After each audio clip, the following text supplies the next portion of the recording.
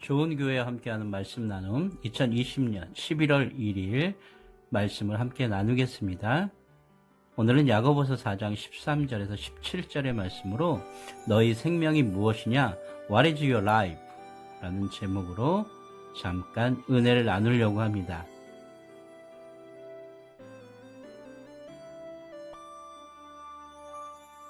당신은 교회입니다. 당신은 좋은 교회입니다. 이 땅 가운데, 이 세대 가운데 좋은 교회가 가득하기를 소망합니다. 윌리엄 폴령의 오두막이라는 소설에는 이런 글귀가 있습니다. 더욱이 나의 본질도 동사죠. 나는 명사보다 동사에 맞춰져 있어요. 고백하기, 회개하기, 살기, 반응하기, 성장하기, 도약하기, 변화하기, 씨 뿌리기, 달리기, 춤추기, 노래하기 등의 동사죠. 그런데 인간들에겐 은총이 가득하고 생명력이 넘치는 동사를 죽은 명사나 썩은 냄새가 나는 원칙으로 바꾸는 재주가 있어요. 그러고 나면 성장하고 살아있는 것은 죽게 되죠. 명사는 창조된 우주와 물리적인 실제로 인해 존재할 수 있어요. 하지만 우주가 명사 덩어리라면 그건 죽은 거나 마찬가지죠. 내가 존재하지 않으면 동사도 사라져요. 동사야말로 이 우주를 살아있게 만드니까요. 멋진 말 아닌가요? 오늘 본문은 그런 이야기입니다.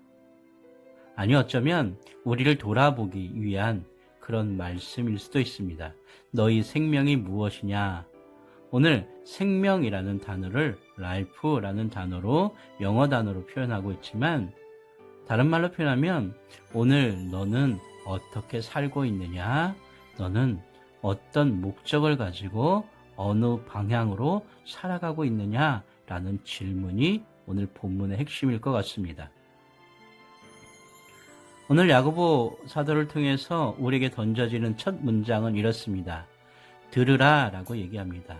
좀 들어봐라 라고 얘기합니다.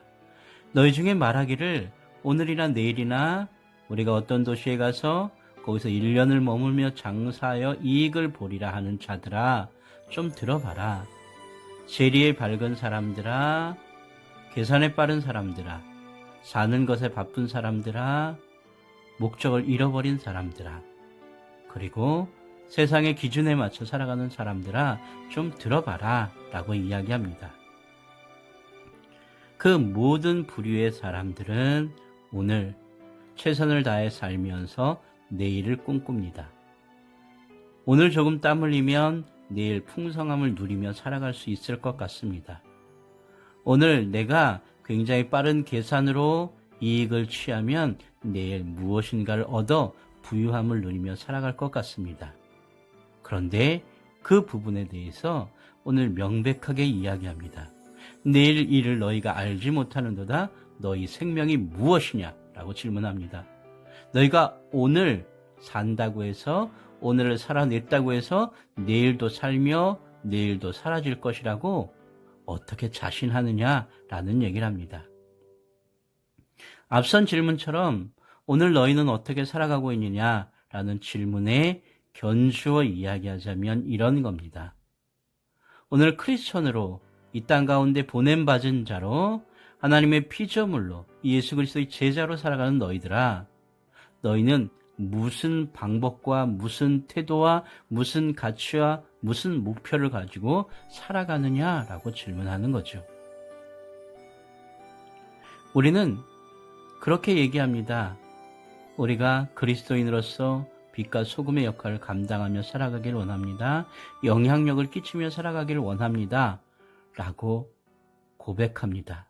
다른 말로 표현하면 우리가 좀 드러나고 우리가 기억되고 우리가 족적을 남기며 흔적을 남기며 살아가기를 원하는 줄도 모릅니다.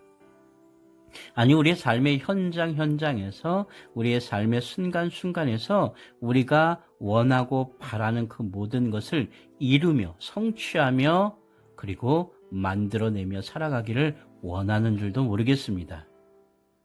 거기에 우리는 명분을 붙입니다. 당위성을 붙이죠.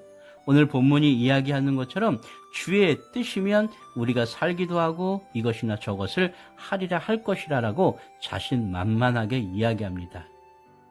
너희가 어떻게 살아갈 것이냐, 너희가 어떤 목표를 가지고 어떤 방향을 가지고 살아갈 것이냐라는 질문에 대해서 우리는 그렇게 핑계를 댑니다. 네, 이것이 주의 뜻입니다 라고 이야기하죠. 정말 하나님의 뜻입니까? 정말로 하나님께서 그렇게 우리에게 명령하신 것입니까? 오늘 우리는 어디에 확신을 두고 그렇게 고백할 수 있는 것입니까? 주님이 그것을 바라셨습니까? 주님이 그것을 원하셨습니까? 주님이 그렇게 우리에게 명령하셨습니까?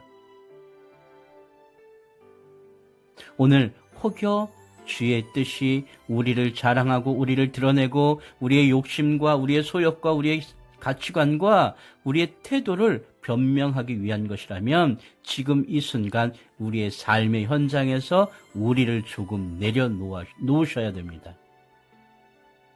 우리를 내려놓으실 때, 우리를 그냥 주님의 발 앞에 무릎 꿇게 만들 때 오늘 우리는 주의 뜻을 분별할 수 있을 것 같습니다. 그렇습니다. 오늘 우리의 자랑이, 우리의 태도가, 우리의 방법이, 우리의 방향이 모두 다 하나님의 것인가? 라는 것에 우리는 다시 한번 질문해야 됩니다. 저는 계속해서 여러분에게 그런 표현을 합니다. 우리의 삶의 자리가 예배의 자리입니다. 네, 우리의 삶의 영성이 진정한 그리스도의 영성입니다. 라고 이야기합니다. 오늘 우리가 살아가는 이 현실, 이 삶의 자리에서 모든 것을 인정할 수 있는 그 용기, 담대함, 이것이 우선 선행되어야 되지 않을까라는 생각을 합니다. 왜냐하면 하나님은 온 우주를, 온 세계를, 예수님은 생명을, 구원을, 그리고 복음을 우리에게 허락하셨기 때문에 그렇습니다. 오늘 본문 마지막 절은 그렇게 얘기합니다. 사람이 선을 행할 줄 알고도 라고 얘기합니다. 하나님의 뜻을 알고, 하나님의 방법을 알고, 하나님의 가치관을 알고, 하나님의 세계관을 알고, 아니 복음과 말씀에 기준하여 그것이 무엇인지를 알고도 우리가 움직이지 않으면 그것이 죄라고 이야기합니다. 아는 것, 행하는 것, 그것이 하나로 되어져 우리가 그것을 실천적으로 우리의 삶의 현장에서 드러내지 않으면 그것이 하나님 보시기에 죄라고 오늘 명백하게 말씀하고 있습니다. 다른 말로 표현하면 너희가 어떻게 살 것이냐, 너희가 어떤 방향으로 살아갈 것이냐, 너희가 어떤 태도로 살아갈 것이냐, 너희 생명이 어디로부터 왔고 어디로 가는지 명백하게 너희의 삶 가운데서 증명해보라 라고 이야기하는 것이죠. 이게 교회의 현장이든 우리의 삶의 자리든 목회의 현장이든 선교지의 자리든 학교의 자리든 직장의 자리든 간에 우리의 모든 삶의 영역에서 그렇게 한 사람 한 사람 그리스도인으로 살아가는 것, 이것이 오늘 우리에게 주어진 주님의 명령입니다. 너희 생명이 무엇이냐? What is your life? 바로 그 생명은